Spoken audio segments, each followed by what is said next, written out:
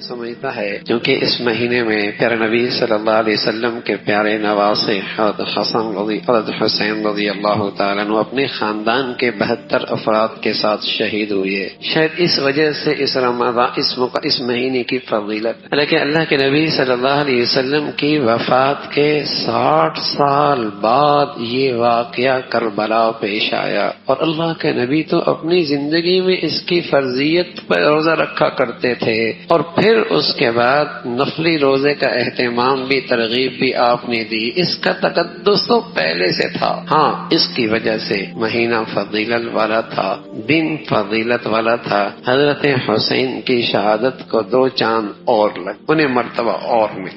یہ ہے تو آپ علیہ الصلوۃ والسلام نے اس مہینے میں جو عمل کیا وہ یہ کیا کہ روزہ رکھا، اور ایک اور ہدایت بھی دی.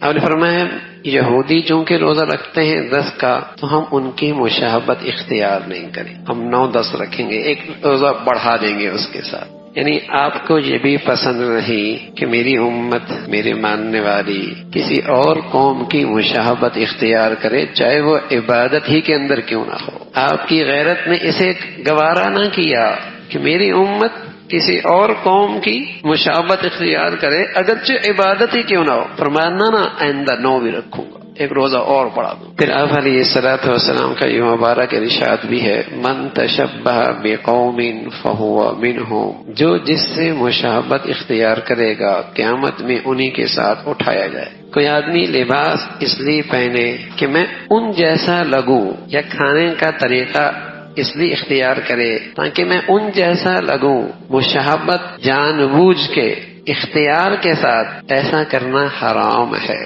کہ میں ان جیسا لگوں. یہ جو مشابہت ہے کہ اختیار کے ساتھ، ارادے کے ساتھ کسی غیر قوم کی مشابہت اختیار کرنا، یہ جو مشابہت اختیار کی جاتی ہے، اس مشابہت سے پہلے ان کی عظمت دل میں آتی ہے، ان کی محبت دل میں آتی ہے، پھر ان کا طریقہ اس کی زندگی میں آتا ہے، اور یہ دینی غیرت کے خلاف ہے، یہ ایمانی اسلامی غیرت کے خلاف ہے. اللہ کے نبی صلی اللہ علیہ وسلم تشریف فرما ہے، حضرت عمر رضی اللہ تعالیٰ عنہ بیٹھے ہیں اور ابو بکر رضی اللہ تعالیٰ عنہ بیٹھے ہیں. تو حضرت عمر تورات کھول کر دیکھنے لگے تو اللہ کے نبی کے چہرہ سرخ ہو گیا. حضرت صدیق اکبر رضی اللہ تعالیٰ عنہ نے عمر کونی ماری، کیا کر رہے ہو؟ اللہ کے نبی کا چہرہ نہیں دیکھ رہے. تو فوراً احساس ہوا حضرت عمر رضی اللہ تعالیٰ عنہ کو، اور فوراً اللہ کی وحدانیت کا، اپنے نبی کی رسالت کا اور دین اسلام کی عظمت کا اعتراف کیا. اللہ کے نبی صلی اللہ علیہ وسلم فرمانے لگے، عمر اگر آج موسیٰ علیہ السلام بھی قبر سے زندہ ہو کے آ جائیں تو ان کی نجات کا راستہ بھی میرے طریقے کے سوا اور کوئی نہیں. اپنے زمانے کے سکے تھے، اب یہ شریعت محمدیہ کا کھرا سکہ ہے. اب نجات کی شکل صرف یہی ہے، جس کا طریقہ اس سے میل کھائے گا وہ عمل اللہ کے یہاں قبول ہے. تو اگر کوئی شخص اپنے ارادے سے کسی قوم کا لباس پہنے، کھانے میں اس کا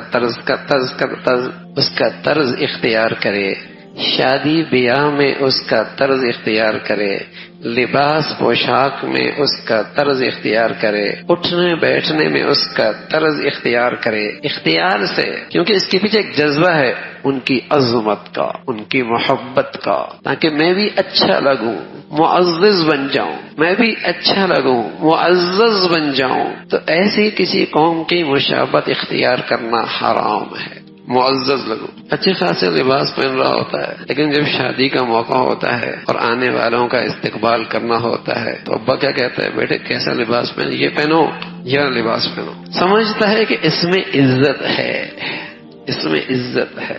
تو یہ حرام ہے کسی قوم کی مشابہت اختیار کرنا، اس لیے کہ اس کے بھی جذبہ ہے ان کی عظمت کا، ان کی محبت کا، کہ اس میں عزت ہے. تو کہاں میرے اور آپ کے پیارے نبی صلی اللہ علیہ وسلم، جنہیں تو عبادت میں بھی مشابہت پسند نہ تھی، اور کہاں آج نبی کے ماننے والی امت کا حال ہے کہ شاید ہی کوئی زندگی کا راستہ اور طریقہ ایسا رہ گیا ہو جہاں ان کی مشابہت نہیں، جہاں ان کی مشابہت نہیں، اور ان کے طرز زندگی کو پر فخر نہیں کیا جا رہا، اور ان کے طرز عمل میں عزت سمجھی جا رہی.